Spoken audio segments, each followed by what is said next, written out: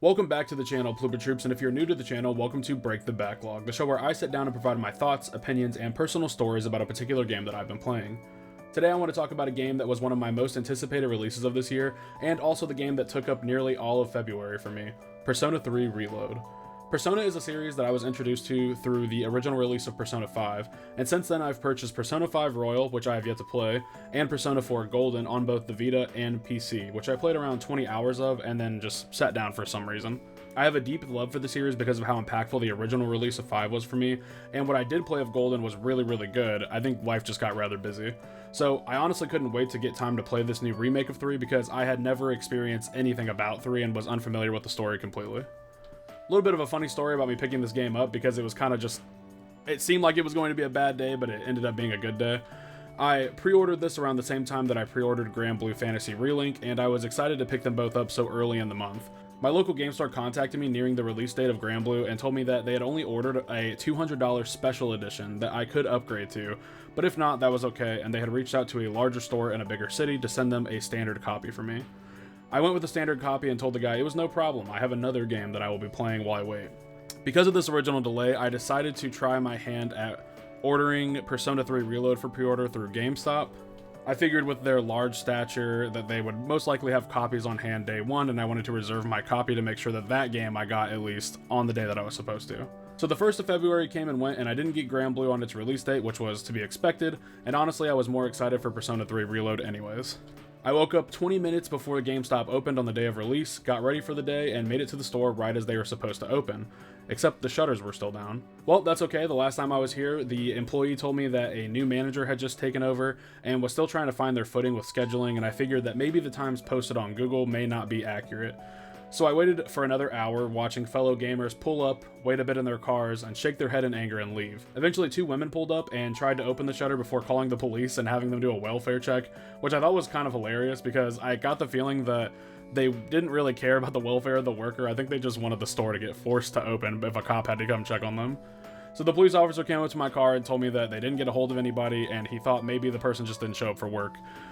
So I thought, alright, that's fine. I'll just go to my other game store, the local one that I originally ordered Grand Blue from, and see if they have a copy. So they had 3 copies left when I pulled up, and the guy got it out of the case for me, and then recognized me and said, oh, weren't you the guy that ordered Grand Blue Fantasy Relink? And I said, yeah. I think you guys said that it wasn't in yet. And he's like, no, we actually lost your order slip, so we just didn't have your phone number, and we were just waiting for you to come in. It actually came in this morning. It ended up feeling like it was going to be a bad day at the beginning, like no matter what game I was going to get, it was going to be late. But ultimately, you know, I got both games on the same day, so that was really cool. I was so excited to play Persona 3 that I finished all of my reviews and other videos that I had planned for the next couple months, just so I could sit down and focus on Persona 3. And that's pretty much all I did. I put like 74 hours into this game in a week. It was pretty disgusting. I have beaten the game, and I started New Game Plus at the time of recording, and I thought that now would be a good time to share my thoughts. With all of that out of the way, sit back, relax, grab a snack as we break the backlog on Persona 3 Reload. Persona 3 Reload is another tale of teens saving the world using the power of friendship and entities based on various cultures, beliefs, and folklore known as personas. This game follows a young transfer student who arrives in Iwatodai and enrolls as a second-year student at Gekkoukan High School. Upon arriving to the area, the main protagonist notices that the world has been covered in an ominous green glow. The source of the light seems to be emanating from the full moon who hangs above the city, its glare bathing it in its baleful verdant hue. All around the city are coffins and pools of blood, and our hero quickly makes his way to the dorm where he will be staying. As he enters the Iwatodai dorm, he is greeted by a young boy who teleports around the lobby as he explains that he wants us to sign a contract. That means that we will take full responsibility for our actions. After giving us some final vague words, he disappears, and our hero comes face to face with 2 girls who appear to be equipped with guns.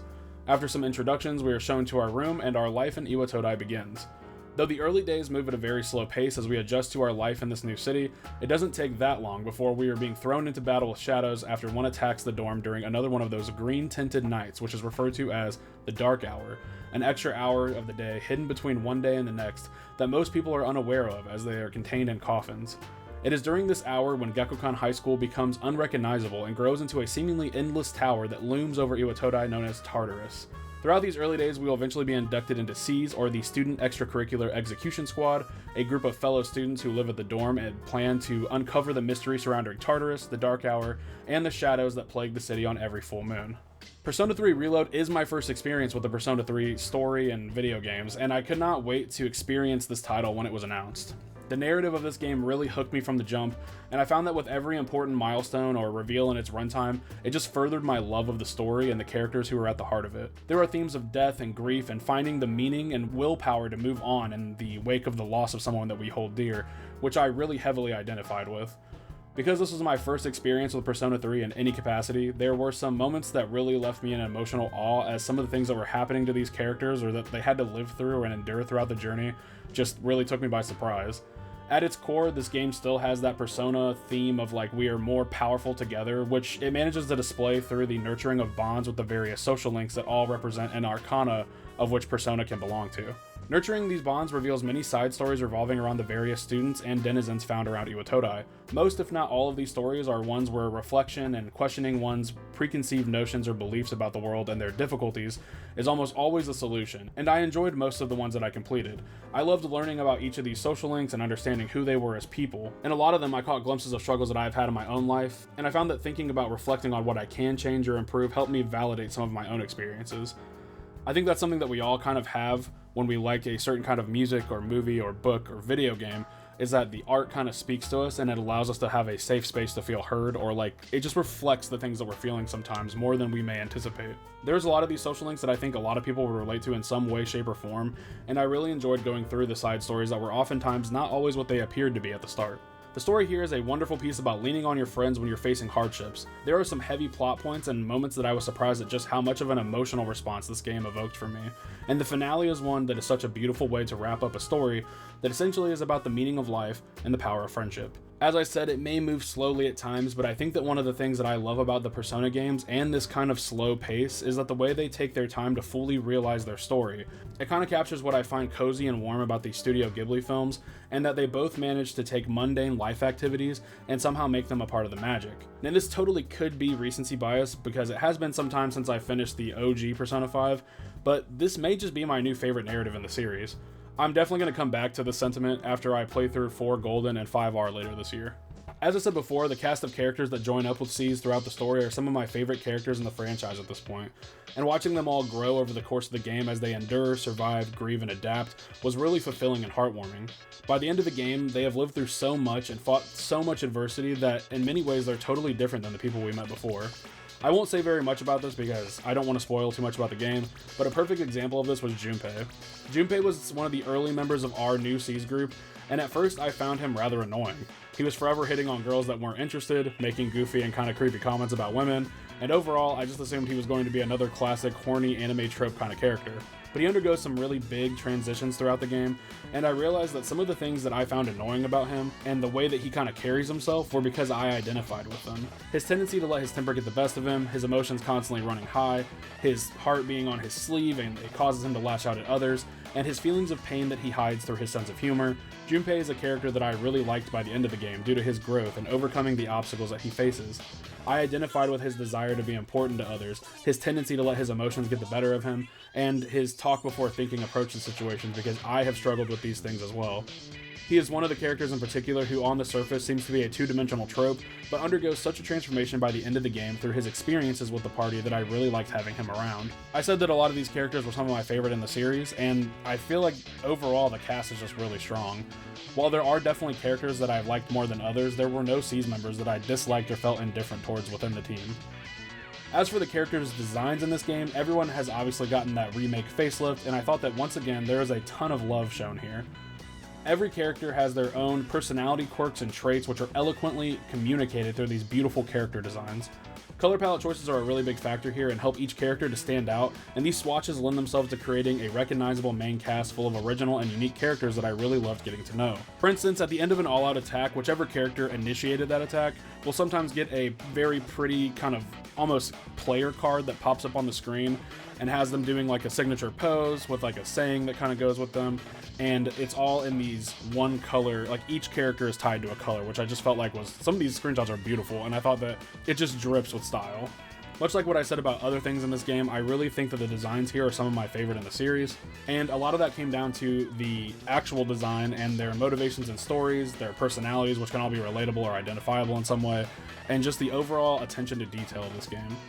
This game, as with other Persona titles in the modern era, all have a massive focus on the power of friendship and these teenagers facing down terrible monsters and sinister foes while working together to make the world a better and safer place. And just like in other modern Persona titles, our team is full of all kinds of interesting and distinctive people. I also really liked the Seize outfits that all the characters don when entering Tartarus or carrying out their missions during the full moons to help us reinforce that sense of unity and strength and friendship, while also allowing each character's personality to shine through their own unique flair to their individual uniform. The way each Seize uniform is recognizable and uniform, yet complete with a wholly original and unique bit of flair to each and every one, at least for me, carried the messaging that individuality is okay and being who you are at the core should be important, as well as surrounding yourself with others who support you through your darkest hours and are there to catch you when you fall. They are bonded by their mission, their ability to use personas, and the friendships that they formed, while also having their differences on display and their uniqueness celebrated, which I think is executed so well in the way that these main characters are designed. As for the adversaries, as a package, the various shadows and enemies that our heroes will face throughout their journey are varied and have some pretty neat designs, though there are some repetitive shadows that are more or less just recolors of others that serve to mix up the weaknesses in combat, so that every couple of blocks of floors of Tartarus has some level of new challenge, and different combinations of party members and moves and personas can be used. The main bosses in the game are where the shadow designs really shine, and I thoroughly enjoyed each of these boss encounters and seeing what intimidating foe would stand as the next roadblock for our heroes. These shadows all have very unique features and designs that complement their abilities, the habitats they exist in, and I thought that these shadows were the highlight of enemy designs. Persona 3 takes place in a fictional city of Japan called Iwatodai that combines various aspects of different parts of Tokyo to make a unique and interesting backdrop for our narrative. There are a few varied locations that you visit throughout the runtime of this game, some of which are frequent spots where you'll spend your available free time, like the Iwatodai strip mall or the nightclub called Escapade. Many of these locations are small and simplistic, but they are charming, and over time the familiarity that you build with this world, its inhabitants, the schedules of the people, and the various businesses all make this a memorable setting for this game. I think that Persona games excel in creating these warm and comforting communities that our characters kind of just exist in, and exploring them as a Westerner and getting to learn all about Japanese holidays that we don't have here, and reasons that they get off for school, and just get away from the classroom, make these environments feel intimate, cozy, and interesting. There's also a ton of small attention to detail that I really appreciated here, like how the character that you play as will carry around his school bag with him after school, unless you enter his room, upon which he'll leave his bag for the rest of the night.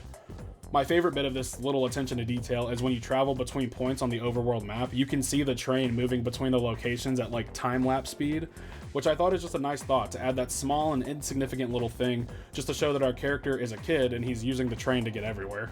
Now, this coziness of life during the day sits in juxtaposition with the world of the dark hour, namely Tartarus, where most of our time will be spent at night. Tartarus is a place shrouded in mystery, and the original Seize team has only scratched the surface on its interior by the time that we come into the game, so when our squad begins delving into Explore, we really don't know that much about it. Every few floors is tied into a block that have similar designs, but the floor layouts themselves are different every night that you go to Tartarus. I will say that Tartarus is pretty simplistic in terms of the gameplay loop of how floors are explored, but I've always found sort of a coziness to grinding in JRPG games, especially when it's a game that I'm enjoying. I like that I could kind of just turn my brain off for a couple hours and just mindlessly slay shadows as I ascended through the tower, though there were times where a blocked path would be opened up or Elizabeth would call me to inform that more humans have wandered into Tartarus, and I would feel obligated to go even if I was a little burnt out on climbing the tower. Overall, I really enjoyed exploring the world of Reload, and I found the warm, cozy feeling just permeates through this game in the small locations that often have very large stories to tell. While Tartarus could feel a bit like a chore sometimes, I didn't find myself wholly disliking the dungeon crawl all that much, and sometimes I actually found it kind of nice and comforting just to mindlessly chug through. Onto the sound, which is another massive strong point for this game. Just like the gorgeous visuals, the sound design here, from the vocal direction and voice acting to the soundtrack, is just so well executed, polished, and beautiful. Strong voice acting can be such a great companion to a game with strong visuals and an interesting narrative or cast of characters, because it injects life and human emotion into these people that we're supposed to care about. Obviously, it's not always necessary, and there are plenty of good games with good writing that don't have voice acting altogether in it, but in my opinion, when it's done this well, it can be a massive strength for the game. I thought that the voice acting here is full of talent, and the vocal performances offered plenty of emotional depth to make me fall in love with this ragtag bunch of heroes. Regarding the soundtrack, this has to be one of my favorite parts about this game. The way that this team develops these groovy and energetic songs while still making them loopable and palatable without them becoming intrusive or annoying when the player spends extended times in some of these settings, where certain songs will loop over and over again, is just astounding to me. As I try to do in all of my reviews, I wrote this script while listening to the soundtrack again to give myself some time to just appreciate it on its own, and all that did was confirm what I felt like while I was playing the game. This soundtrack is just full of quality cuts, from the energetic and beautiful opening song Full Moon, Full Life, to relaxing songs that pair well with the everyday life that we live during the day, like This Mysterious Feeling. There's also a lot of quality in the battle tracks that range from the upbeat to looming to epic. I thoroughly enjoyed this soundtrack, and I can easily see myself listening to this again in my everyday casual life. Persona 3 Reload is much like other games in the series when it comes to the basics of its combat, in that it is a turn-based JRPG where characters utilize weapons and abilities that they channel through their persona. These abilities can be magic, which are used to damage enemies, heal allies, or debuff or buff combatants, which all utilize the SP gauge. On the other hand, there are physical abilities which draw from the character's own health to allow them to utilize physical attacks that are oftentimes much higher damage output than the party's basic weapon attacks. Persona 3 Reload's combat, much like its predecessors, centers around attacking enemy weaknesses to knock them down. This then provides the character with an opportunity to attack again, or use abilities and items. Enemies can be weak to any type of damage. They can also be resistant, immune, or heal from any type of damage as well. Now, like I said earlier, I didn't play the other Persona 3 releases, but from my understanding, they have added some combat mechanics to help with the flow of combat, like the shifting mechanic that was in Persona 5 known as baton passing. This mechanic allows players to use that extra action, or as it's called in the game, one more, to shift to another character to account for different weaknesses across the multiple enemies you may be fighting. Through knocking down all of the enemies, the party can then utilize an all-out attack, where they pounce on the downed enemies and pile on a massive amount of damage. This combat style was both very fun and very relaxing for me, as I got extremely familiar with it despite it being so far removed from the first time I played and beat a Persona title. I just enjoyed stringing together these combos of attacking weaknesses and then watching the damage output skyrocket. Another new addition to this game was Theurgies, which act as ultimate skills that either do an obscene amount of damage, heal and revive the party, or provide really powerful buffs to the party. These attacks come with flashy cutscenes when activated, which look really clean, though I will say that after using them so frequently throughout the runtime of this game, I do wish you could skip the animations if you wanted to sometimes, just because some of them can be a bit long. It's a very minor complaint about these because overall I do enjoy them. I do like the way that they are just these epic attacks, but I just felt like using them throughout the game. I found myself wishing that I could skip the animation sometimes when I was just trying to grind. Fusing and summoning different personas and then accidentally unlocking new Theurgies was really fun, however, and other than this one complaint, I thought that the combat here was engaging, fun, and a really fluid JRPG experience. Battles were really fast-paced and never felt like they took too terribly long or made me want to take a break after they were over, which may vary based on your tolerance and affinity to turn-based combat. For me, I found a lot of enjoyment in the strategy of fusing personas to balance my options against what the rest of the squad had to offer, and also choosing my squad members based on what I had already known about the different floors of Tartarus and the trends I saw and what their resistances were.